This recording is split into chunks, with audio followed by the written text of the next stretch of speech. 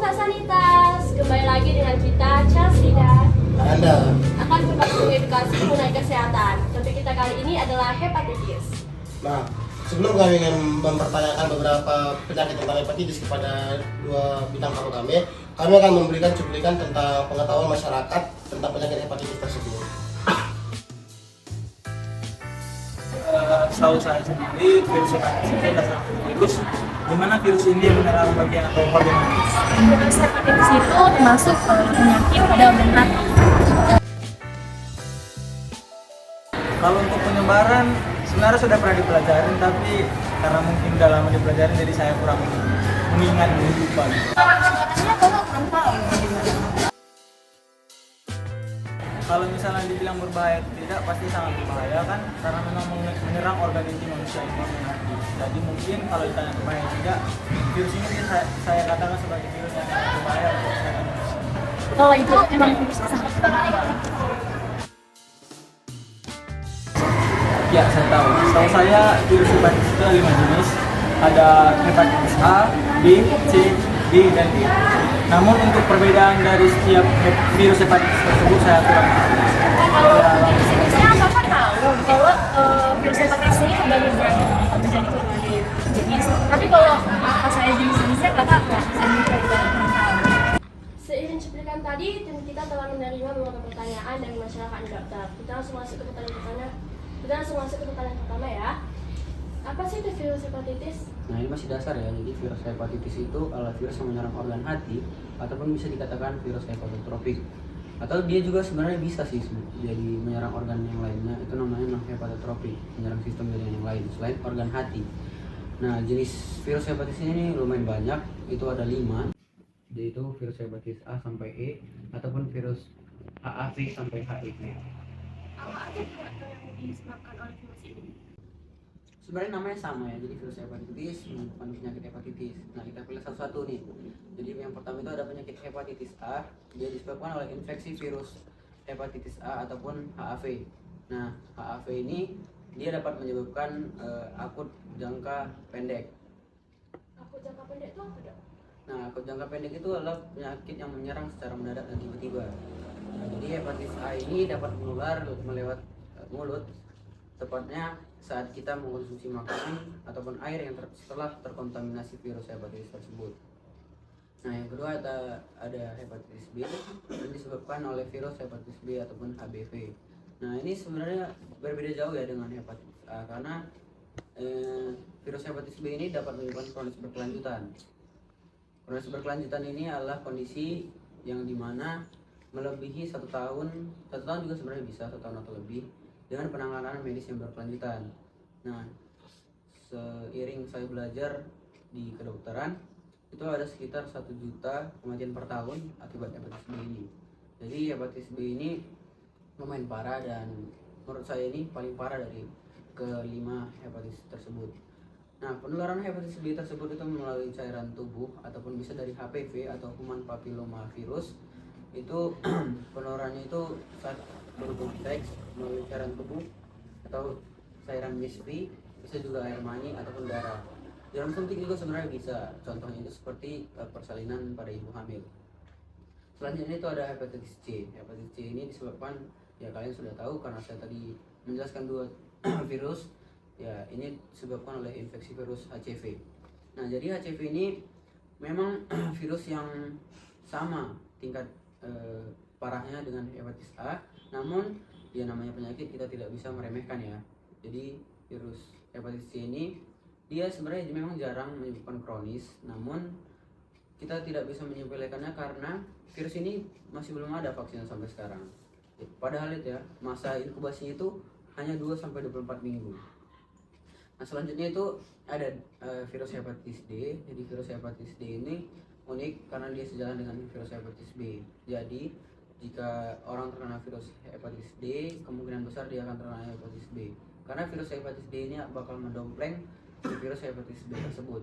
Nah, uniknya itu penularan hepatitis D ini akan tertular jika seseorang terkena hepatitis B.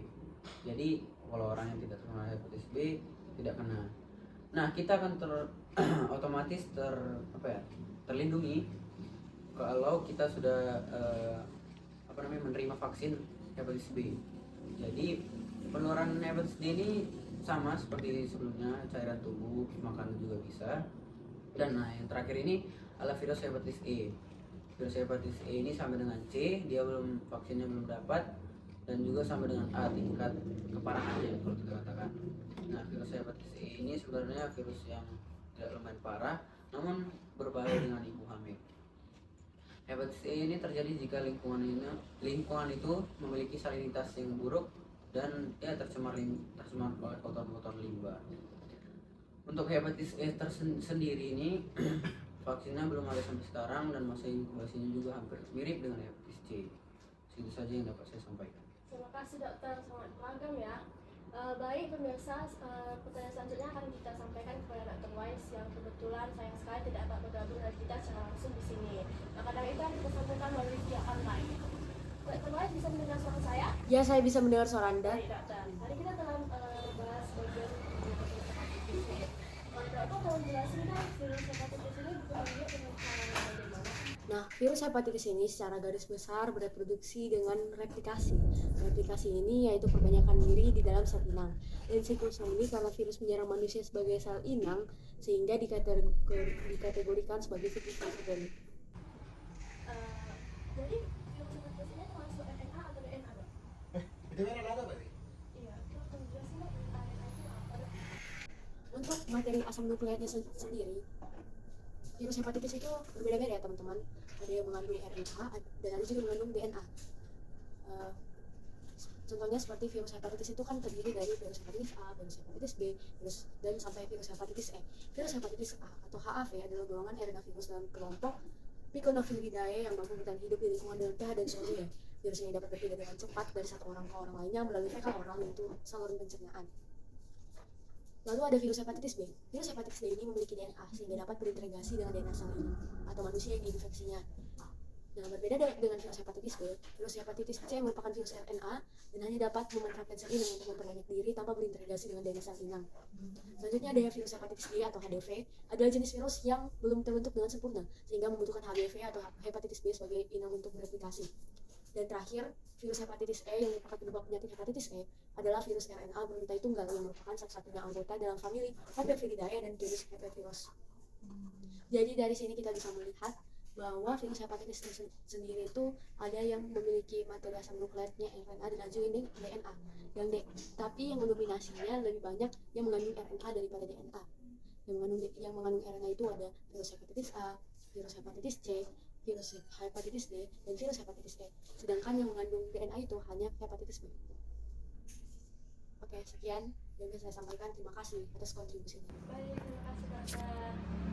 Kita lanjut dengan Dr. Hans yang masih bergabung dengan kita. Ternyata virus hepatitis ini sangat mengerikan ya guys. Jadi gimana sih dok cara penanganan dan pencegahannya? Oke, saya mulai dari pencegahan. Sebenarnya ada beberapa cara untuk mencegah penyebaran virus hepatitis. Yang pertama itu ada vaksin. Salah satu cara pencegahan virus hepatitis itu dengan menggunakan vaksin. Meskipun begitu, sejauh ini baru ditemukan dua jenis vaksin untuk pencegahan penyebaran virus hepatitis. Jenis hepatitis A dan hepatitis B. Vaksin ini merupakan salah satu cara efektif. Mengapa? Karena pada saat vaksin itu diberikan kepada tubuh penderita, tubuh itu akan langsung terangsang untuk membentuk sebuah antibodi. Nah, yang kedua itu membiasakan mencuci tangan sebelum dan sesudah kegiatan. Nah, kita tuh bisa membiasakan diri mencuci tangan pada saat sebelum dan sesudah makan, setelah menggunakan kamar mandi atau toilet, dan sebelum dan sesudah mengolah bahan makanan. Nah, rutin mencuci tangan juga bisa mencegah penyebaran virus hepatitis A dan virus hepatitis B. Nah, yang ketiga itu ada menghindari penggunaan jarum yang sembarangan. Kita harus waspada karena jarum atau alat-alat kesehatan yang tidak steril itu bisa menjadi sarana penyebaran virus hepatitis. Terutama untuk yang bekerja sebagai tenaga kesehatan. Nah, dia itu kan bisa berkontak langsung dengan penderita hepatitis. Nah, selain itu penggunaan jarum-jarum yang sembarangan seperti pada saat membuat tato ataupun saat menggunakan obat terlarang. Nah, itu juga bisa menjadi media penyebaran virus. Lalu yang keempat itu adalah menjaga kesehatan hati. ada banyak cara untuk kita agar dapat menjaga kesehatan hati, yaitu dengan berhenti merokok agar itu bisa mencegah penyebaran virus hepatitis C, mengurangi konsumsi suplemen zat besi dan vitamin A yang berlebihan, lalu berhati-hati saat mengkonsumsi suplemen zat herbal seperti kawa-kawa dan menjaga berat badan yang ideal. Lalu saya lanjut ke penanganannya. Nah, untuk penanganan sendiri itu setiap virus hepatitis itu berbeda-beda. Jadi saya mulai dulu ke hepatitis A. Hepatitis A ini adalah jenis virus hepatitis yang tergolong ringan. Yang artinya itu tidak ada tindakan khusus untuk penyembuhannya. Nah, hepatitis A ini organ hati ini dapat membersihkan virus ini secara sendirinya. Nah, selama masa karantina itu organ hati itu akan sembuh dengan sendirinya selama 6 bulan tanpa penyembuhan secara intensif. Jadi bisa dibilang penderita hepatitis A itu berfokus pada pengendalian gejala. Lalu ada hepatitis B. Hepatitis B ini meskipun tadi hepatitis A itu membutuhkan perawatan sederhana, kalau hepatitis B ini tidak, apalagi untuk yang sudah masuk ke tahap kronis. Nah, kalau untuk penderita hepatitis B sendiri, dia itu melakukan pengobatan selama sisa hidupnya. Biasanya itu dokter-dokter akan memberikan obat-obatan khusus, obat khusus seperti antivirus dan tetes interferon selain itu. Lalu ada hepatitis T. Untuk hepatitis T ini biasanya beberapa orang yang terinfeksi dengan ini itu biasanya tidak sadar kalau dia itu telah terinfeksi dengan virus selama beberapa tahun.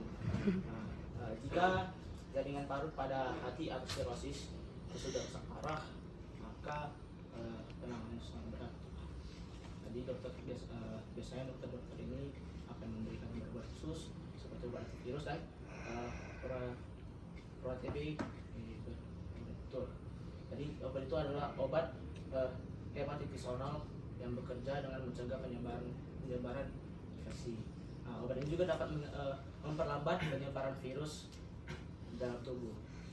Lalu ada hepatitis D.